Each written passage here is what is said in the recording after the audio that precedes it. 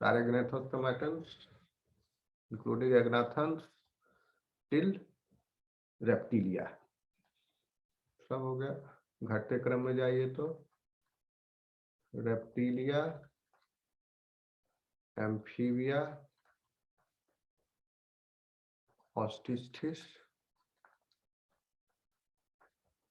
कॉन्ड्रिस्थिस,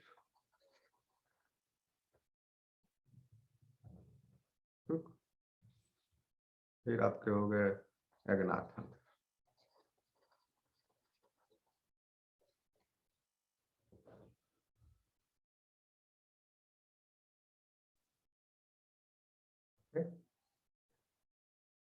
ये सारे जो हैं आपके एक्टोथर्म्स हैं।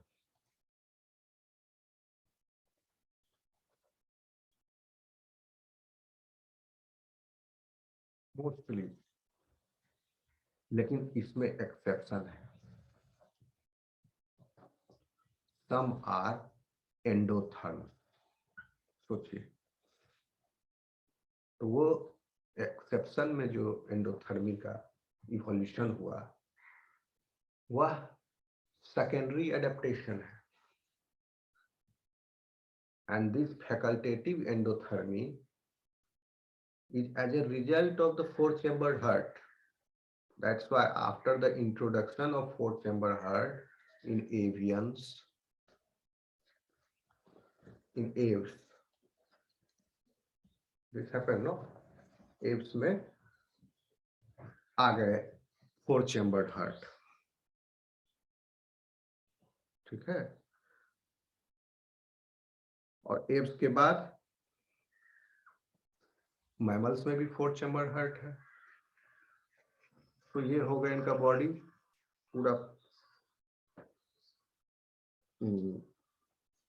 Endothermic, 24 hours 365 days in all conditions, hot summer, winter, summer, hot cold, सारे कंडीशन में, चाहे ध्रुव पर हो, चाहे विषुवत रेखा पर हो, चाहे स्पेस में जाए, धरती पर है, हर कंडीशन में ये है एंडोथर्मिक, क्योंकि ये सर्वाइव ही नहीं करेंगे फ्लक्चुएशन।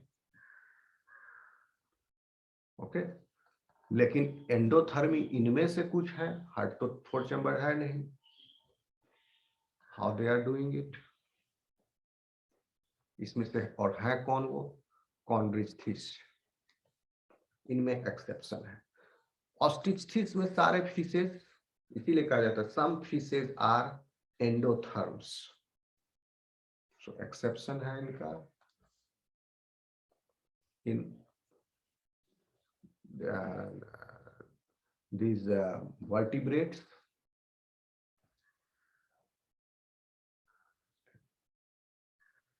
some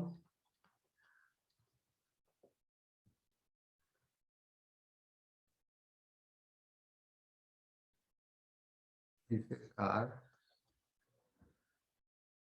endotherms,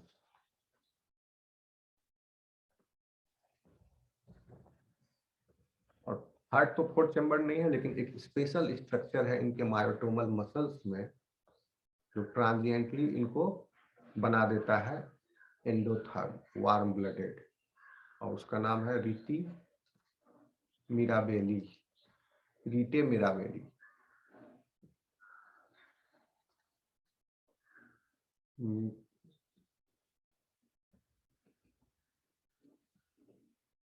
डिस्कस किए थे एडेप्टेशन में।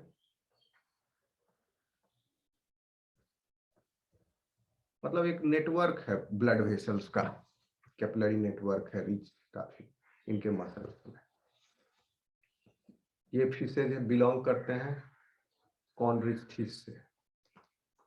ऑस्टिस्थिस में सारे फिशेज जो हैं वो सब के सब एक्टोडर्म है, without any exception ectoderm.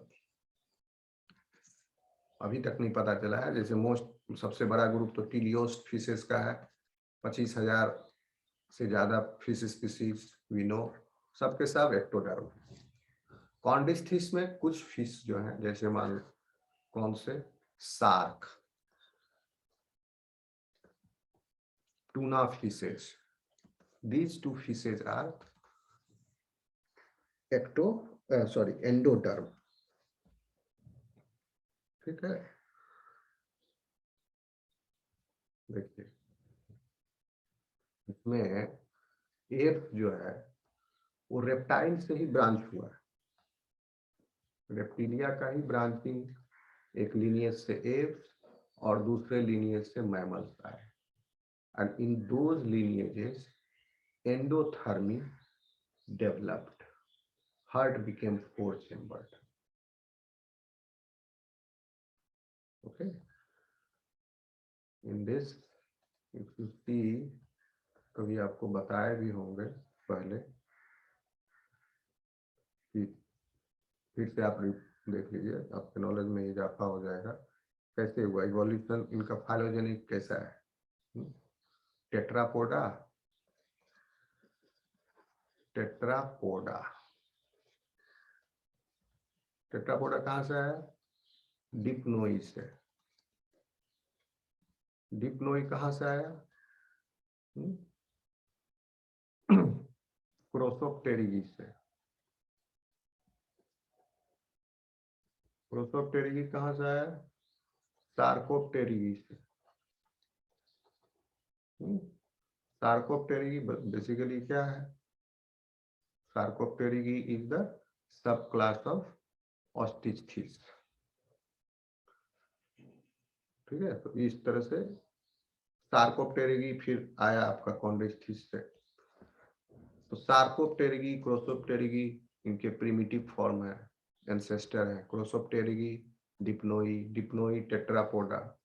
So tetrapoda, initial tetrapodons were not amniotes, जो ancestral tetrapod के ancestor, they become amniote later on. So after that ancestral amniote, मतलब इनके अंडा, इनका जो अंडा है अब टेरेस्ट्रियल लाइफ के लिए अनुकूल हो गया, एमनियोट।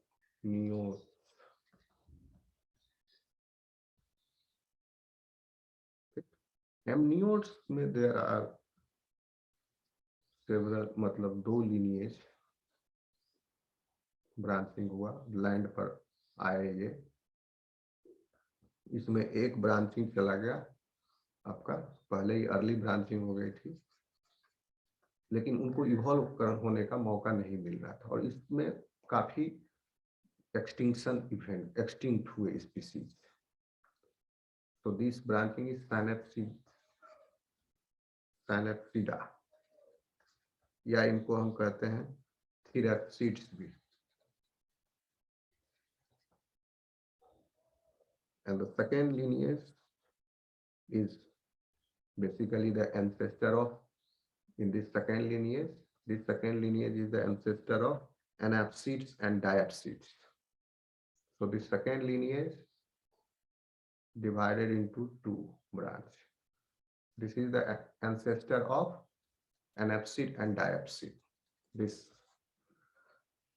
तो anapsid हो गया एक lineage आपका, and diapsids, ठीक। anapsid तो आपका सीधा जो ये एनाप्सिड थे, क्योंकि there is a debate going on whether turtles to consider anapsid or not, but some books consider turtles as anapsid, so many anapsids gone extinct, इसलिए turtles पर क्वेश्चन मार्क है। कुछ लोग turtles को मानते हैं चिलोनिया ऑर्डर से बिलोंग करता है एनाप्सिड से, लेकिन हम पुराना बुक के आधार पर ही चलते हैं। एनाप्सिड्स में आप they became turtles। तो टर्टल कितना पुराना है देखो, टर्टल्स, ये स्पेलिंग ठीक नहीं हुआ,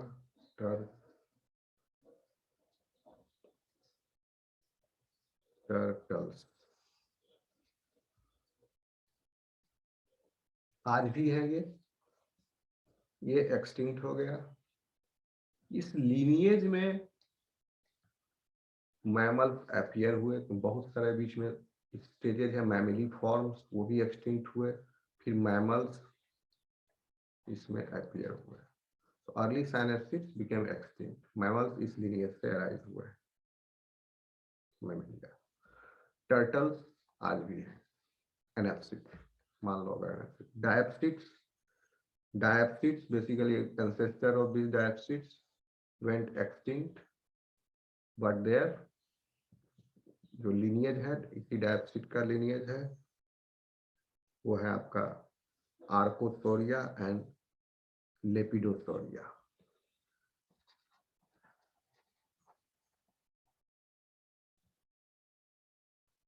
लेपिडोसोरिया, ठीक। ये हम इसलिए बता रहे हैं कि इसमें आप विजुअलाइज कर लोगे कि कहाँ से एप्स निकला, ओरिजिनेट हुआ। मैमल्स तो यहाँ से नहीं हुए ओरिजिनेट, रेप्टिलिया के यहाँ से रेप्टिलिया स्टार्ट हो गया। This is the starting point of reptilia. यहाँ पर और भी ब्रांचिंग है, रेप्टिलिया का पहले पैरा रेप्टिलिया, फिर amniotes, ancestral amniotes, reptilia started from this point suppose. तो इनका एक lineage mammal and lepidosauria. Lepidosauria is interesting, इसी में आपके डायनासोर वगैरह नहीं, लेपिडोसोरिया में, आर्कोसोरिया में डायनासोर आए और birds are the living dinosaur, ठीक है। तो लेपिडोसोरिया भी बहुत इंपॉर्टेंट आपकी इसका सब क्लास है रेप्टिलिया का, ठीक है। लेपिडोसोरिया में ही कुछ जो एक्सटिंक्ट हो गए हैं, टेरोसॉरस, इस्थियोसॉरस, दे आर प्रेजेंट एक लिनियज से, तो वो एक्सटिंक्ट वाला छोड़ दो। अभी जो एट प्रेजेंट है आप देखते हो अपने आसपास, लेपिडोसॉर्स कौन से हैं, स्क्वामाटा ग्रुप से बिलोंग करने वाले आपके लिजार्ड्स, स्नेक्स, ये सब, एम्फिस्बीनिया, these are lepidosaurians. Archosaurians, the ancestral archosaurians, they developed into two lineages. The one lineage went towards the crocodilia, crocodile and alligators. And the second lineage of the Archosauria gave rise to, this second lineage became the ancestor of dinosaur.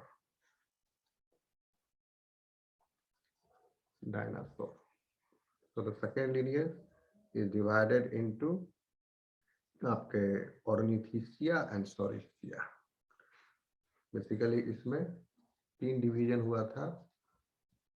एक division में टेरोसॉरस है, टेरोसॉरस उड़ने वाले dinosaur, इसीलिए वो अगर सवाल पूछा जाए कौन सा एनिमल सबसे पहले उड़ना शुरू किया था, which animal started flying first, कहोगे insect।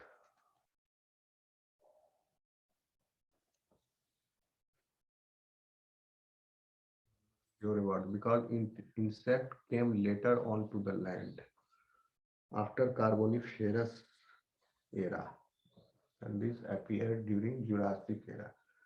But the dinosaur, I'm not sure about this, तो इसको भूल जाओ।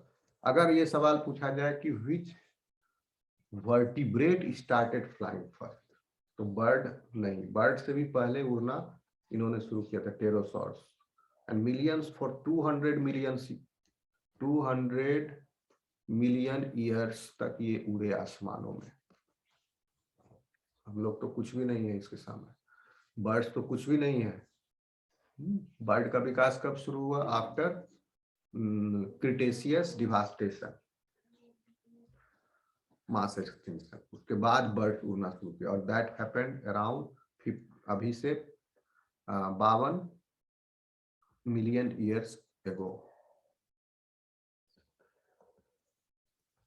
ये उसके पहले भी 200 मिलियन साल से उड़ रहे थे। टेरोसॉरस, उसके बाद हो गया second group ornithischia,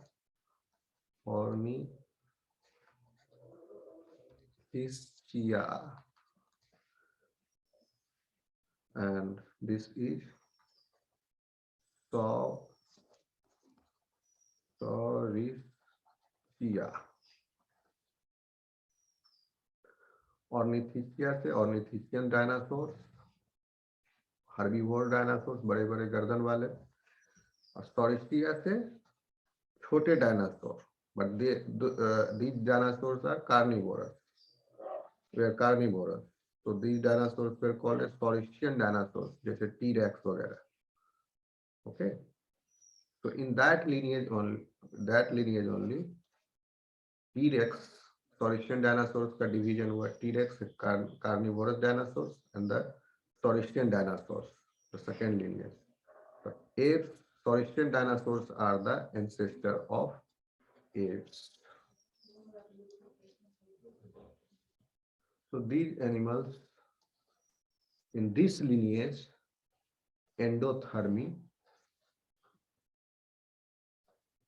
appeared. In this lineage, endothermy appeared. और इनके पास एंडोथर्मी बाकी किसी के पास नहीं, सिर्फ mammals and apes. And some of the chondrich species, जैसे shark and tuna. Okay, students, आगे बढ़ें. Yes, sir.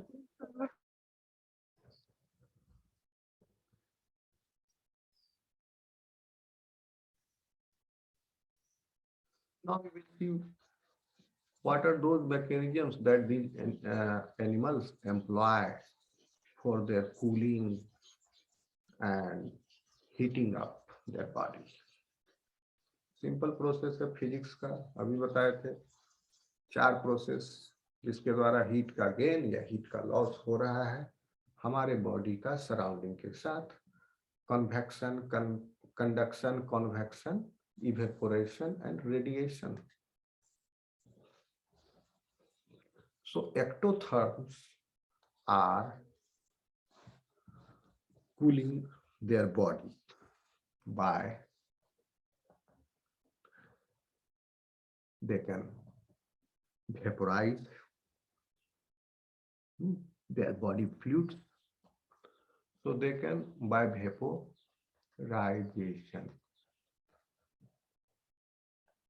Heading below, cooling mechanism of ectoderms. Number 1, vaporization. Evaporation of body fluids can give rise to this and the cooling effect. Second, convection. In this, ectoderms increase the blood flow to the body surface. In the peripheral circulation, they send a significant amount of blood. More and more amount of blood will be diverted towards the periphery, towards the skin.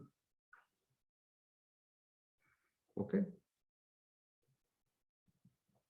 ठीक है? तो skin की तरफ ज्यादा से ज्यादा blood भेजने से, और ब्लड जो है वो क्या है, अंदर गर्म है, उससे गर्मी निकाल के, उष्मा निकाल के सराउंडिंग को देना है. इसीलिए वेपोराइजेशन भी हुआ था. बॉडी गर्म है, सराउंडिंग में उष्मा देना है, बॉडी को कूल करना है. कन्वेक्शन के द्वारा ब्लड को कूल करेंगे तो बॉडी कूल होगा, ब्लड से उष्मा निकाल के बाहर में. इसीलिए ब्लड जो है सतह के नीचे फैल गया, ज्यादा से ज्यादा ब्लड त्वचा के नीचे. सो नाउ त्वचा जो है is in contact with the atmospheric air, तो कन्वेक्शन हो गया. अब this convection will be followed by radiation effectively, क्योंकि अगर ज्यादा से ज्यादा ब्लड हुआ, अब ज्यादा से ज्यादा रेडिएशन हो सकता है. ओके, ज्यादा से ज्यादा कंडक्शन हो सकता है हीट का. Okay, are you getting my point? Yes, sir. By doing this convection, they are increasing the blood flow to the body surface,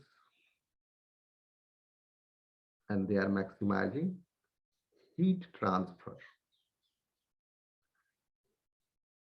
okay, across this gradient.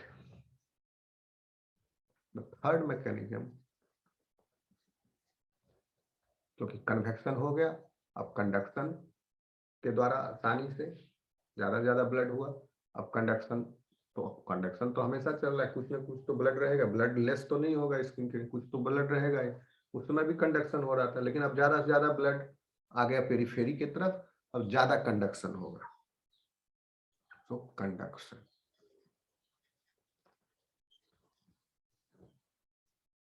And they lose heat by doing this.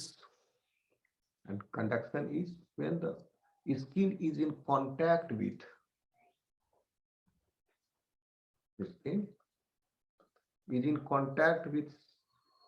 surface, any surface. So in this condition, when this organism is trying to cool off its body, तो ये अपने skin को कौन से surface से touch कराएगा, गर्म की ठंडा?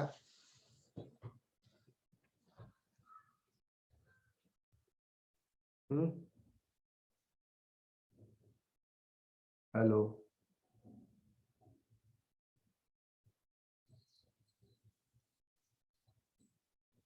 आवाज आ रही है? Yes sir. सवाल पूछ रहे हैं ना? Yes sir. क्या है सर? सवाल का जवाब दो।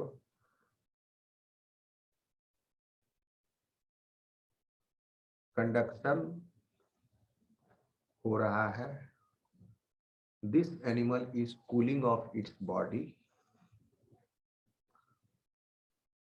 सो in this conduction process, which type of surface it will like to contact with, hot or cold? अरे भैया, तुम गर्मी में ठंडा चीज पसंद करोगे कि गर्म चीज पसंद करोगे? कोल्ड।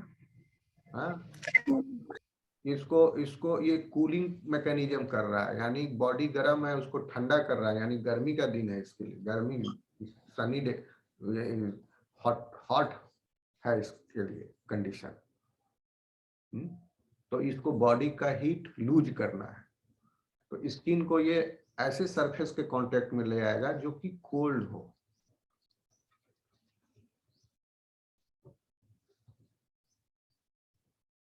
ठीक, जैसे कि they will lie on the cold ground,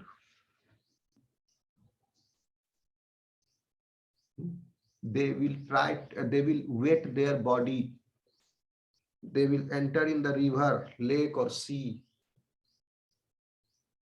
they can cover their body with the mud। और ये सब क्या हो गए? बिहेवियरल एडेप्टेशंस है। किसमें मिल रहे हैं? एक्टोथर्म्स में मिल रहे हैं। कन्वेक्शन क्या है? फिजियोलॉजिकल एडेप्टेशन है। वेपोराइजेशन क्या हुआ? फिजियोलॉजिकल एडेप्टेशन हुआ इसमें, क्योंकि बॉडी फ्लूइड का वेपोराइजेशन कर रहा है। नहीं सॉरी, फिजियोलॉजिकल कोई जरूरी नहीं है, क्योंकि पेंट वो पर्पसफुली भी कर सकता है कुछ एनिमल्स। तो आप कन्वेक्शन, ये फिजियोलॉजिक, प्योरली फिजियोलॉजिकल एडेप्टेशन है कि बॉडी जो है वेसो कॉन्स्ट्रिक्शन हो गया, so more and more blood is diverted towards skin. And conduction, it is coming in contact with the cold. आप गर्मी के दिन में पेड़ की छांव की तलाश करोगे, वो क्या है? फिर बिहेवियरल एडेप्टेशन है। कंडक्शन, तो ये सारे बिहेवियरल एडेप्टेशन है जो अभी कंडक्शन में ये फॉलो कर रहे हैं। जैसे ठंडी सतह पर बॉडी को पसार लेना, ज्यादा से ज्यादा बॉडी का स्किन जो है उसको कांटेक्ट में ले आना किसी ठंडे सरफेस से, जैसे कि लाई करना हो कोल्ड ग्राउंड, कूल ग्राउंड है, इस तरह से। तो ये सब बिहेवियरल एडेप्टेशन है। आ रहा समझ में? Yes, sir. रेडिएशन, रेडिएशन के द्वारा भी ये हीट, बॉडी हीट को ये लूज करेंगे। They will release heat bye radiating heat away from the body. Body से स्किन है और बाहर एयर है, तो the heat will B dissipated in the air. अगर बाहर एयर ना होकर के वैक्यूम हो तब हीट डेसिपेट होगा। वैक्यूम में होता है heat dissipate. Hello, Yes, sir. Vacuum में हीट डेसिपेट होता है। सर हीट तो डेसिपिएट होता है तो वो इवापोरेशन के ये ड्रॉपलेट्स हो जाएगा वैक्यूम में। वैक्यूम में अगर स्किन जैसे तो थर्मस क्यों गर्म रहेगा? हाँ, वो तो एडियाबेटिक होता है ना। थर्मस क्यों ठंडा चीज डाल दोगे तो ठंडा रहता है, उसमें गर्म चीज डालते तो गर्म रहता है। क्यों रहता है थर्मस? क्योंकि बीच में वैक्यूम है, इसलिए हीट का ना कंडक्शन हो रहा है ना रेडिएशन हो रहा है, इसलिए हीट ट्रांसफर नहीं हो रहा है। जो जिस टेम्परेचर पर डाला गया उसी टेम्परेचर पर हीट रह गया। आप एक ग्लास गर्म ग्लास का दूध टेबल पर रख दो, थोड़ा देर में ठंडा हो जाएगा। एक चाय रख दो, थोड़ा देर में ठंडा हो जाएगा चाय। Yes, sir. Heat evolve होता रहता है. हीट का डेसिपेशन हो रहा है। लूज हो। यहाँ बाहर में एयर है, हीट का डेसिपेशन हो रहा है थ्रू रेडिएशन। अगर वैक्यूम हो तब हीट का डेसिपेशन नहीं होगा। हमारे स्किन के चारों तरफ भी एयर है, चाहे हमारा स्किन हो चाहे अदर एक्टोथर्म्स का स्किन का एयर हो, एयर है चाहे वाटर है। पानी में रह रहा है तो वाटर है, जैसे फिश। ओके, वाटर है तो कंडक्शन हो सकता है, रेडिएशन भी हो सकता है। ठीक, तो हीट का डेसिपेशन, हीट का ट्रांसफर होगा, सिर्फ वैक्यूम में नहीं होगा। सब सवाल का उल्टा जवाब देता है लोग। एंडोथर्म समझ में आया इतना? आगे चले अब एंडोथर्म में। Yes, sir. एंडोथर्म, लेकिन आपका अभी तो ये कूलिंग मैकेनिज्म ही हुआ, हीटिंग मैकेनिज्म भी तो पढ़ना पड़ेगा। चलो, हीटिंग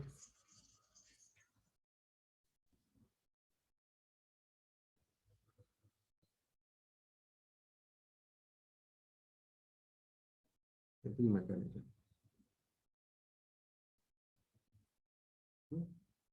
और इसको कह लीजिए हीटिंग मैकेनिज्म मतलब बॉडी को हीट कर रहा है और it is minimising heat loss.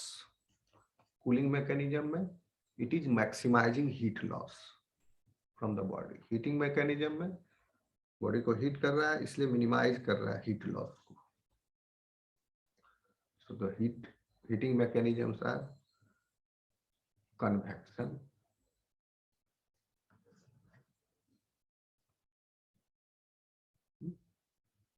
conduction,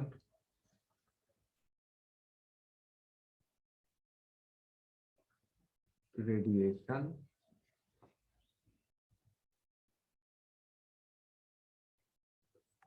and there is one more which is called as insulation.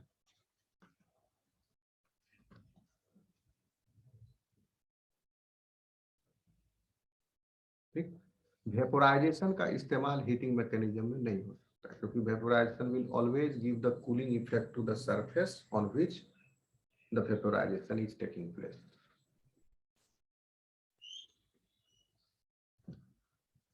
ठीक, एक्टोथर्म्स कर रहे हैं, हीटिंग मैकेनिज्म ऑफ एक्टोथर्म्स देखते हैं one by one. Convection,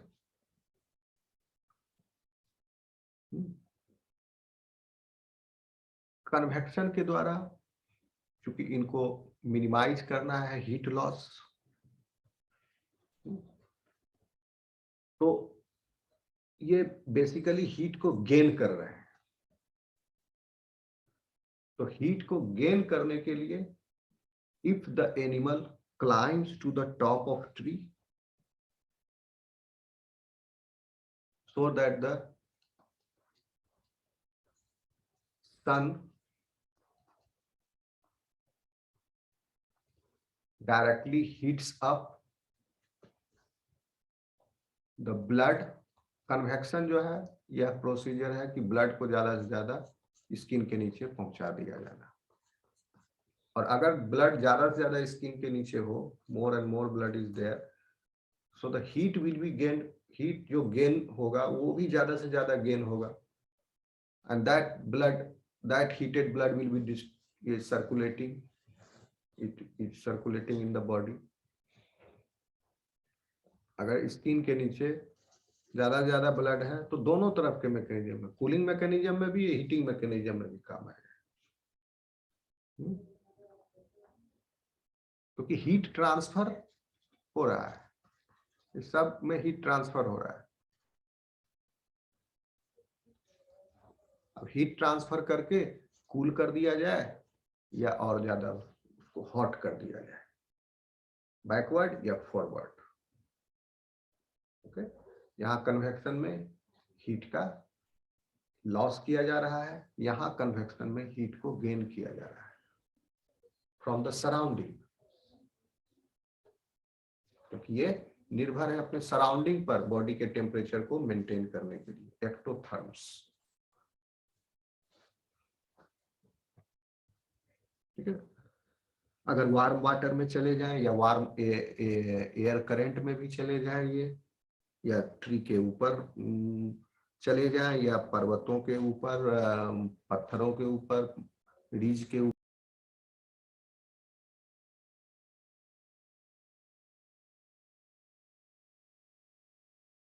hello students,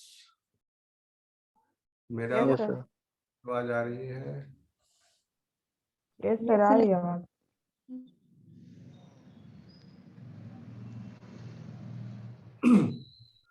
next, conduction. जैसे यहाँ पर कंडक्शन कर रहे थे वो कोल्ड सरफेस पर लेट करके या उसके संपर्क में आकर के, यही कंडक्शन अगर ये सरफेस कोल्ड होने की बजाय अगर हॉट हो जाए तो हॉट सरफेस पर ये लेट जाए, जैसे कि कोई रॉक पर सनी डेज में हॉट सरफेस पर अपने स्किन का कांटेक्ट कर दिया इन्होंने। रेडिएशन, रेडिएशन के द्वारा भी ये मिनिमाइज कर सकते हैं हीट लॉस को, या हीट को ग्रहण कर सकते हैं। जैसे कि वही सन में लेट जाना बॉडी को, और बॉडी का एंगल इस प्रकार से कर लेना ताकि ज्यादा से ज्यादा वो ऊष्मा ग्रहण करे सन से भी, सन से। ठीक, कंडक्शन में क्या कर रहा है, वो नीचे के, जिसके ऊपर लेटा हुआ है, वो नीचे के सरफेस से गर्मी ग्रहण कर रहा है, और ये सरफेस पर गर्मी कहाँ से आई, सन से। पहले सन ने इसको गर्म किया हुआ था, कहीं से छिपकली चलते हुए आई, लिजार्ड, और ये इसको पाया उसने कि ये गर्म है, ये रॉक, यहाँ पर बैठ गया। नीचे से from the ventral side it is getting the heat by conduction, और ऊपर से on the sun is falling, sun rays are falling on its skin, so ऊपर से ये रेडिएशन के माध्यम से ऊष्मा ग्रहण कर रहा है। ठीक, दोनों साइड से, ventral side, dorsal side.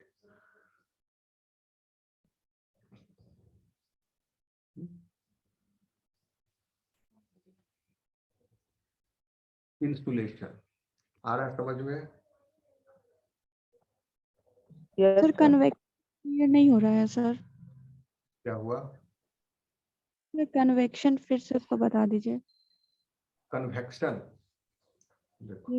First convection, simply convection का मतलब होता है फैला देना, आपका कभी खाए हो गरम खिचड़ी खाते होगे, और मम्मी अगर दे दी कटोरा में तो गरम आपको लग रहा है, आप क्या करोगे, थरिया में उसको फैला दोगे, तो क्या होगा, ठंडा हो जाएगा, होगा यस Yes, सर, sir. ज्यादा एरिया में। ठंडा हो गया। क्यों हुआ, इसको सरफेस एरिया, ये metallic surface area which is a good conductor of heat, चारों तरफ इसको बड़ा मिल गया, हीट का डेसिपेशन फास्ट हो गया और जल्दी ये ठंडा हो गया, आपको वेट ना करना पड़ा, क्योंकि आप भूखे थे, आप तुरंत खा गए। और अगर ये कटोरा में रहता तो हाथ जलता, मुंह जलता, टाइम लगता। तो उसी तरह कन्वेक्शन प्रोसेस, ये भी कन्वेक्शन ही किया आपने, लेकिन इस कन्वेक्स ये को पसारना, अब देखो इसको इंटर रिलेट कर लो, ये पसारना जो है ये कन्वेक्शन हो गया। इसको इस फॉर्म में लाना, खिचड़ी को यहां से यहां, ये हो गया कन्वेक्शन। लेकिन इस फॉर्म में आने के बाद ये अगर मान लो कि और जल्दी आपको इसको ठंडा करना है, पानी में डाल दिया इसको, तो इस सरफेस से जो हीट का ट्रांसफर हो रहा है in that water, that is conduction. यहां से ये सारी प्रक्रिया कोई अकेले नहीं चल रही, सब साथ में चल रही, दिस इज कंडक्शन। और ऊपर से जो ठंडा हो रहा है ये वायुमंडल के संपर्क में आकर के एयर से, क्योंकि यहाँ का टेम्परेचर कम है एयर का और ये गर्म है, तो ये रेडिएशन के द्वारा ठंडा हो रहा है ऊपर से, और नीचे से कंडक्शन के द्वारा ठंडा हो रहा है। और यह तब हो रहा है जब आपने इसका कन्वेक्शन कर दिया। यहां भी ये कन्वेक्टेड है, from a smaller vessel to a large